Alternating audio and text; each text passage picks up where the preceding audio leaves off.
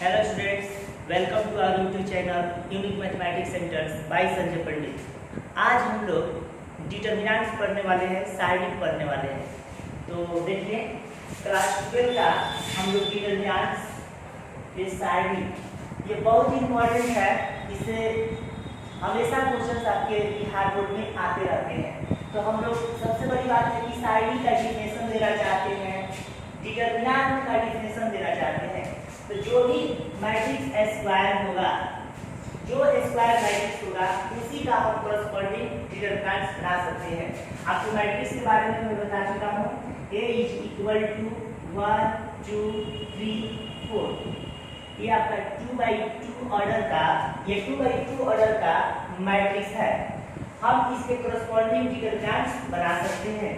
यहाँ पर determinant of A = 1 2 3 4। ये तो जो मैट्रिक्स आपका स्क्वायर होगा हम उसी का कॉरस्पॉन्डिंग डिटरमिनेंट्स बनाएंगे। तो डिटरमिनेंट ऑफ A सॉल्व करेंगे बाय क्रॉस मल्टीप्लिकेशन करेंगे। 1 को 4 से मल्टीप्लाई करेंगे 4 और -3 में 2 से मल्टीप्लाई करेंगे 3 में 2 से मल्टीप्लाई करेंगे 6 इक्वल टू हो जाएगा -2। तो यहाँ डिटरमिनेंट वैल्यू जो भी स्क्वायर मैट्रिक्स होगा उसी का हम कॉरस्पॉन्डिंग डिटरमिनेंट बना सकते हैं। जो मैट्रिक्स अगर स्क्वायर नहीं होगा उसका हम कॉरस्पॉन्डिंग डिटरमिनेंट्स नहीं बना सकते हैं। आइए नंबर 2, यहाँ पर A = 1।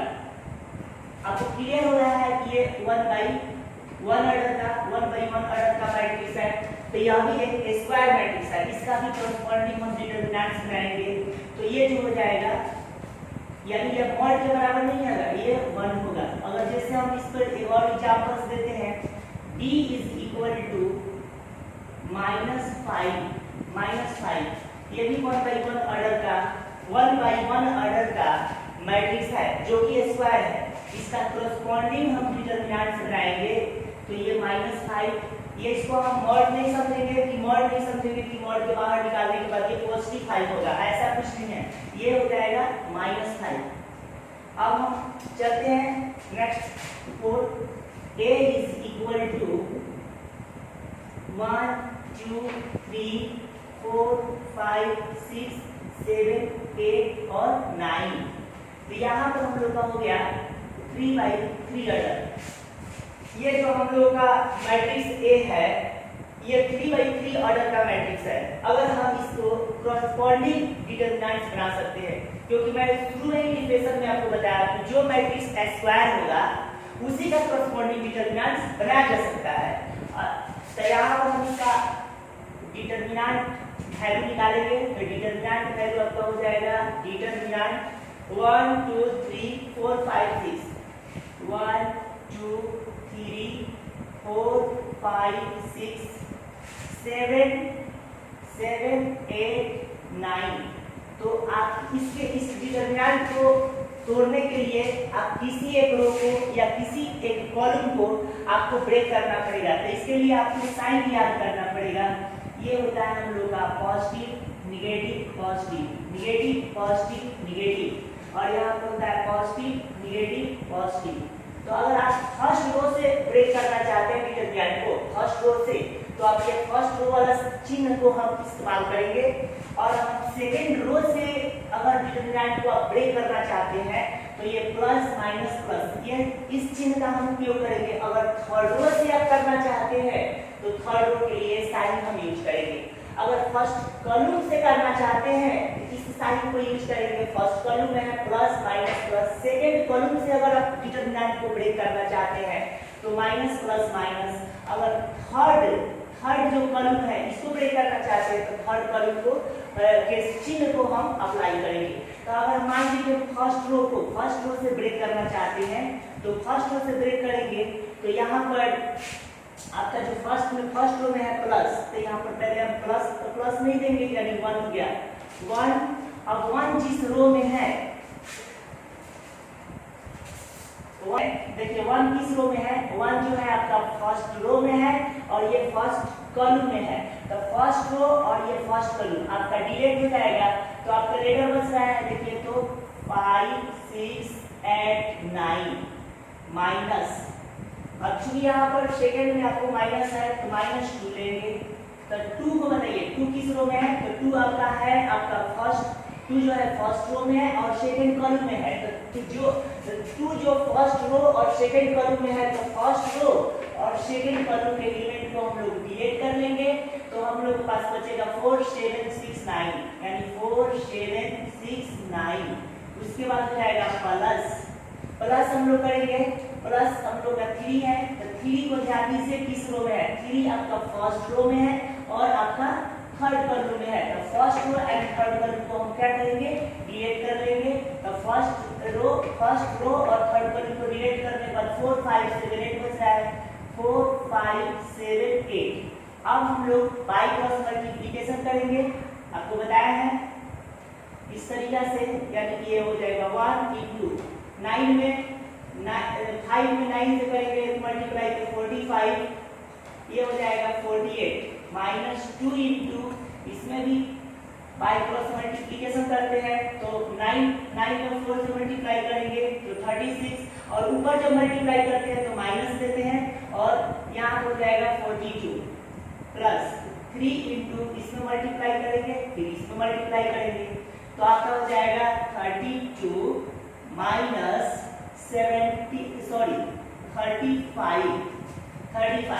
अब हम इसको हल करते हैं तो 1 into, इसमें से माइनस करेंगे 45 में से 48 माइनस होगा तो -3 हो जाएगा, और -2 into, यहाँ पर 36 में से 46 जाएगा तो -6 हो जाएगा, और प्लस 3 into, आपका 32 में से 35 माइनस होगा तो आपका बच जाएगा -3 इक्वल टू मल्टीप्लाई करेंगे तो -3 माइनस से मल्टीप्लाई करेंगे तो प्लस, और ये हो जाए 6 में 2 से मल्टीप्लाई करेंगे तो 12, और प्लस माइनस और ये 9 हो जाएगा इक्वल टू हो जाएगा 12 -3 और -9 -12 इस इक्वल टू आपका हो जाएगा 0। प्रॉपर्टीज ऑफ डिटरमिनेंट्स, प्रॉपर्टीज आप बुक से भी पढ़ सकते हैं, लेकिन मैं आपको कुछ हिंट्स कर देता हूँ। प्रॉपर्टीज ऑफ डिटरमिनेंट्स में आपका है कि अगर हम किसी डिटरमिनेंट्स को सारे रो को उसके करस्पॉन्डिंग कॉलम में चेंज करते हैं तो डिटरमिनेंट के वैल्यू में कोई परिवर्तन नहीं होगा। जैसे हम लोग यहाँ पर डिटरमिनेंट इक्वल टू 1 2 3 4 5 6 7 8 9 ये आपका डिटरमिनेंट हो गया जो 3/3 ऑर्डर का है। अगर यहाँ पर लिख सकते हैं रो इंटरचेंज इन corresponding कॉलम्स। अगर हम इसके सारे रो को corresponding कॉलम में अगर हम चेंज कर देते हैं तो डिटरमिनेंट हो जाएगा फर्स्ट रो फर्स्ट कॉलम में हो जाएगा 1 2 3 4 5 6 और 7 8 9। तो जो यहाँ पर है आपका जो आपका डिटरमिनेंट्स है, इस डिटरमिनेंट्स वैल्यू को आप हल कर सकते हैं। तो आपको मैंने बताया हल करने का तरीका, तो इसको आप हल करिएगा तो जो वैल्यू आपका ये आएगा, मतलब इसका भी 0 आएगा और इसको भी हम हल करेंगे तो 0। अब आप देख सकते हैं, आप इसको देख सकते हैं, therefore delta is equal to 1 2 3 और 4 5 6 और या 7 8 9। तो यहाँ पर हो जाएगा ये आपका पॉजिटिव होता है, ये डिलीट हो जाएगा तो यहाँ पर 5 6 8 9 -2 ये डिलीट हो जाएगा तो आपका ये डिलीट होगा तो यहाँ पर हो जाएगा 4 6 7 और 9 और प्लस 3 जिस रो में है और जिस कॉलम में है डिलीट कर देंगे तो 4 5 7 8 हो जाएगा, यानी 4 5 7 8। आगे आपने इसको डील किया है तो 1 into ये हो जाएगा 45 -48 -2 into इसमें मल्टीप्लाई करिए 36 -42 और प्लस 3 into इसमें करेंगे तो 32 -35।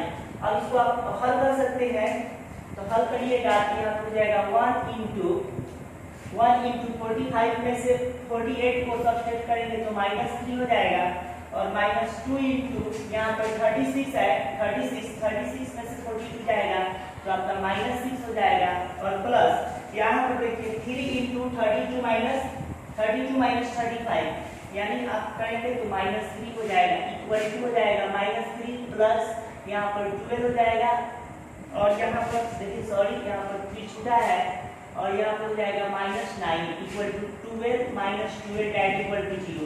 अगर हम मान लीजिए कि इसके सभी रो को अगर इसके कोरस्पॉन्डिंग हम कॉलम में चेंज किए हैं तो इसकी वैल्यू 0 आनी चाहिए। तो देखिए इसको भी आप हल कर सकते हैं। यहाँ पर डेल्टा डैश इक्वल टू हो जाएगा 147258369। आप इसको हल करेंगे तो यहाँ हो जाएगा +1 जिस रो में जिस कॉलम में डिलीट हो गया 5869 और -4 जिस रो में है जिस कॉलम में है डिलीट हो गया तब हो जाएगा 2 8 3 9 और यहाँ पर +7 जिस रो में है जिस कॉलम में है तो डिलीट हो जाएगा यहाँ पर 2 5 3 6। अब इसको हम लोग हल करेंगे तो यहाँ पर आपको बताया है यानी कि ऐसे 9 में 5 से करेंगे तो 45 और ये 48 और -4 इंटू यहाँ पर 18 माइनस 40 24 फिर इसमें करेंगे मल्टीप्लाई तो यहाँ 12 माइनस हो जाएगा 50 इक्वल टू हो जाएगा -3 -4 इंटू इसमें से वो हल करेंगे तो यहाँ हो जाएगा -6 हो जाएगा और +7 इंटू इसमें से माइनस करेंगे तो -3 हो जाएगा इक्वल टू -3 और ये माइनस प्लस हो जाएगा और 24 प्लस माइनस हो जाएगा 21 equal to 24 -3 -21 24 that equal to 0। तो मैंने आपको प्रॉपर्टी में बताया कि अगर यदि किसी डिटरमिनेंट के सभी रो को अगर उसके कोरस्पॉन्डिंग कॉलम में चेंज करना चाहते हैं तो डिटरमिनेंट वैल्यू में कोई परिवर्तन नहीं होता। अगर आप करना चाहते हैं तो कर सकते हैं। तो यहाँ हो जाएगा delta dash equal to delta dash equal to delta. देखिए ये प्रॉब्लम्स जो है बहुत इंपॉर्टेंट है, ये भी बिहार बोर्ड में आया हुआ क्वेश्चन है, तो आप इसको बहुत आसानी तरीके से डील कर सकते हैं। साथ में इसकी प्रॉपर्टी भी हम आपको बता देंगे। तो आप यहाँ पर क्या करिएगा, ये आपका जो सेकंड कॉलम है, इस सेकंड कॉलम में थर्ड कॉलम को हम जोड़ेंगे, जोड़ने से हमें एक इंटीजर मिलेगा। तो यहाँ पर हम ऐसा करेंगे, यहाँ लिख देते हैं C2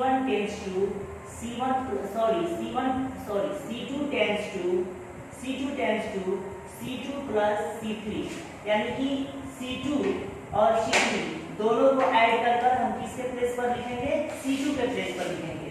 तो यहाँ पर हो जाएगा 1 1 1 और इसको हम जोड़ेंगे तो जोड़िए आप इसको, यानी कि C2 सेकंड कॉलम और थर्ड कॉलम दोनों को ऐड कर हम सेकंड कॉलम के प्लेस पर लिखेंगे। तो लिखेंगे हम लोग, तो यहाँ पर करेंगे A plus B plus C, यहाँ पर हम ऐड करेंगे तो B plus C plus A, लेकिन हम इसको सजाकर लिखेंगे यानी A plus B plus C। फिर इसको भी हम ऐड करेंगे तो यहाँ लिखेंगे A plus B plus C। अब यहाँ पर ध्यान दिया जाए, अब यहाँ पर जो थर्ड कॉलम है जो का क्यों रह जाएगा B प्लस C और C प्लस A और आपका A प्लस B।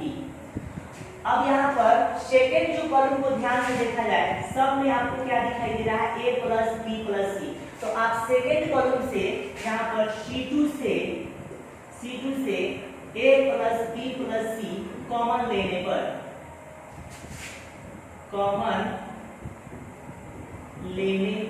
इससे ये कॉमन ले लीजिए, तो कॉमन ले लेंगे तो हो जाएगा A plus B plus C। Determinant आपका हो जाएगा 1 1 1, यहाँ भी हो जाएगा आपका 1 1 1 और यहाँ भी हो जाएगा आपका B plus C plus A और यहाँ हो गया आपका A प्लस B। तो आपको कुछ दिखाई दे रहा है इस डिटरमिनेंट में? फर्स्ट कॉलम को ध्यान से देखिए और सेकंड कॉलम को ध्यान से देखिए, यानी कि C1 बराबर C2 यानी कि फर्स्ट कॉलम सेकंड कॉलम के बराबर है। तो अब यदि किसी डिटरमिनेंट में कोई दो रो या कोई दो कॉलम आपस में इक्वल हो जाएंगे तो डिटरमिनेंट वैल्यू 0 हो जाता है। तो इसका C1 और C2 यानी सेकंड कॉलम और फर्स्ट कॉलम और सेकंड कॉलम आपस में इक्वल है, इसलिए डिटरमिनेंट वैल्यू 0 हो जाएगा। देयरफॉर हम लिखेंगे A plus B plus C into 0 that equal to 0। देखिए दोनों ही प्रॉब्लम्स आपके बिहार बोर्ड में पूछे जा चुके हैं, एनसीईआरटी के प्रॉब्लम है, बहुत ही इंपॉर्टेंट है, लेकिन दोनों का वैल्यू 0 होगा। तो हम इसमें प्रॉपर्टी यूज कर इसको बना सकते हैं। जैसे हम लोग फर्स्ट क्वेश्चन लेते हैं, let delta is equal to आपका हो गया a minus b minus c और आपका c माइनस a, और उसके बाद हो जाएगा आपका b minus c minus a minus b, उसके बाद हो जाएगा c minus a minus b minus c। तो हम क्या करते हैं कि यहाँ पर फर्स्ट कॉलम में सेकेंड थर्ड तीनों को जोड़कर यानी कि C1 C2 C3 तीनों कॉलम को हम जोड़कर और C1 के प्लेस पर लिख देते हैं। C1 tends to C1 plus C2 plus C3 that equal to, इसको ऐड करेंगे तो a minus b plus b minus c plus c minus a, इसको भी ऐड करिए तो यहाँ हो जाएगा b माइनस c और प्लस c माइनस a और प्लस a माइनस b। फिर इसको भी ऐड करेंगे तो यहाँ हो जाएगा c माइनस a प्लस हो जाएगा a माइनस b और प्लस हो जाएगा b माइनस c। मैंने क्या किया कि first column second column third column तीनों कॉलम को ऐड कर हमने C1 के प्लेस पर लिख दिया। उसके बाद सेकंड और थर्ड कॉलम जो का त्यों आ जाएगा, यानी कि b minus c minus a minus b, और यहाँ पर हो जाएगा आपका c माइनस a और a माइनस b, और यहाँ हो जाएगा आपका b माइनस c। देखिए तो आपको यहाँ पर कैंसिल होगा सब, यानी कि minus b plus b minus c plus c minus a plus a। यहाँ भी देखिए तो plus b plus a minus a plus c minus c। यहाँ भी देखिए तो plus c plus b plus a minus c। तो आप देख रहे हैं कि फर्स्ट कॉलम के सारे एलिमेंट जो हो गए वो 0 हो गए। यहाँ पर डेल्टा इज इक्वल टू आपका 0 0 0। उसके बाद हो जाएगा आपका बच गया b minus c minus a minus b। उसके बाद हो जाएगा आपका c माइनस a और यहाँ पर हो जाएगा a माइनस b और b माइनस c। तो मैंने आपको एक पहले प्रॉपर्टी बताया था कि यदि किसी डिटरमिनेंट के कोई दो रो या कोई दो कॉलम आपस में बराबर हो तो डिटरमिनेंट वैल्यू 0 होगा, और यदि किसी डिटरमिनेंट के कोई एक रो या कोई एक